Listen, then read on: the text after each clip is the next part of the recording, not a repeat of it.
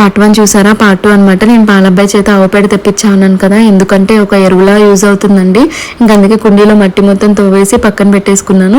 చేతికైతే కవర్లు కట్టుకుంటున్నాను, ఎందుకంటే ఆ పేడ అనేది స్మెల్ రాకుండా ఉండాలని చెప్పేసి. ఎందుకంటే పాపకు అన్నం తినిపించాలి, నేను చపాతీ పిండి కూడా పిసుకాలి టిఫిన్కి అనమాట. ఇంకా నేను అందుకే స్మెల్ రాకుండా ఉండటానికి అలా కట్టేసుకున్నాను.